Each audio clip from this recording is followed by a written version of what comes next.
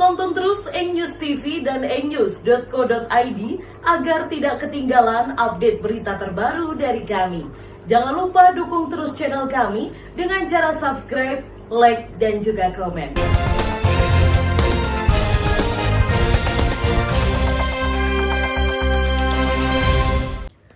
Tri Maryono, warga desa Sukorejo, Kecamatan Rejoso, Kabupaten Nganjuk, Jawa Timur, yang sekaligus seorang pelapor atas kadesnya sendiri, kembali mendatangi Kejaksaan Negeri Nganjuk. Kedatangannya mendesak kepada Kejaksaan agar menindak tegas Kades Sukorejo Andri Setio Purwantoro secara hukum. Menurutnya, dari hasil pemeriksaan Kejaksaan Nganjuk bahwa Andri selaku terlapor kasus korupsi ditemukan adanya kerugian negara sebesar 1,6 miliar rupiah. Pelaku diberi batasan waktu hingga 30 Agustus untuk mengembalikan kerugian negara. Namun hingga batas waktu berakhir, pelaku tak juga mengembalikan kerugian negara tersebut. Pelapor dan warga desa Sukorejo meminta agar Kejaksaan selaku aparat penegak hukum bisa menjerat pelaku sesuai dengan ketentuan hukum yang ada, sehingga ada keadilan bagi rakyat. Pak, ini ke Kejaksaan dalam rangka apa ini, Pak? Dalam rangka menindaklanjuti laporan warga Sukorejo terkait dugaan tindak pidana korupsi yang dilakukan oleh Kepala Desa Sukorejo. Menindaklanjuti yang bagaimana, Pak? Menindaklanjuti artinya kan dulu kami itu melaporkan dugaan tindak pidana korupsi ke Kejaksaan. Terus ada pemeriksaan dan ditemukan kerugian negara. Sebesar berapa, Pak? Hampir 1,6, tepatnya 1.593 sekian. Gitu. Laporannya kapan, Bapak? Ke Kejaksaan? Laporannya bulan Maret. Terus untuk hasil dari laporan itu, Pak, di mana hasilnya?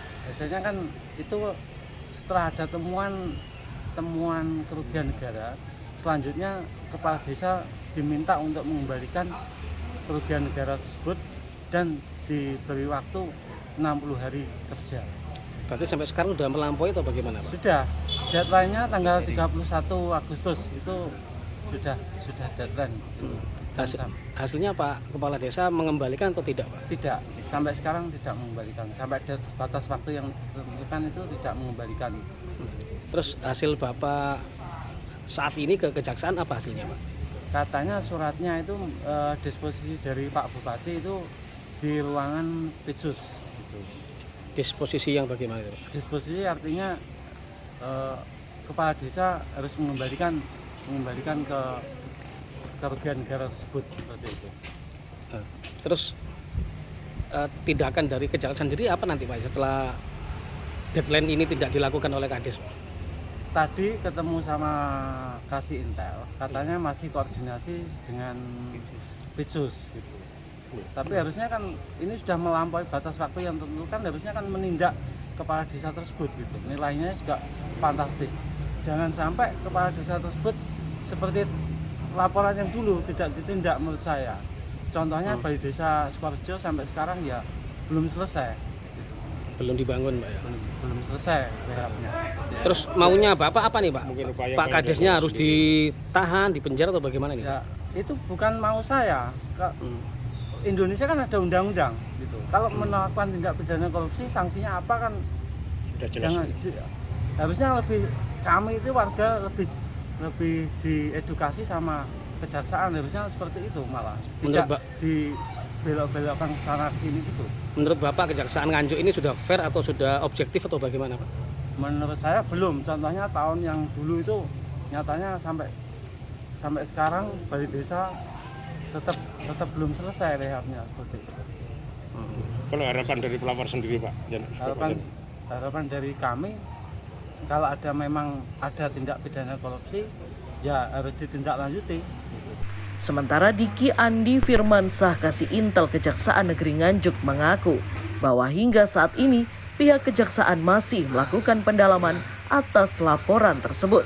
Ada laporan warga berkaitan dengan Sukorejo, Pak. Informasinya Sukorejo itu sudah ada kerugian negara dan diharapkan untuk mengembalikan. Apa benar informasi seperti itu, Pak? Masih kita lakukan cross check ulang ya, karena berkaitan masalah seperti itu memang harus kita lakukan pendalaman. Masih kita lakukan upaya cross check dulu.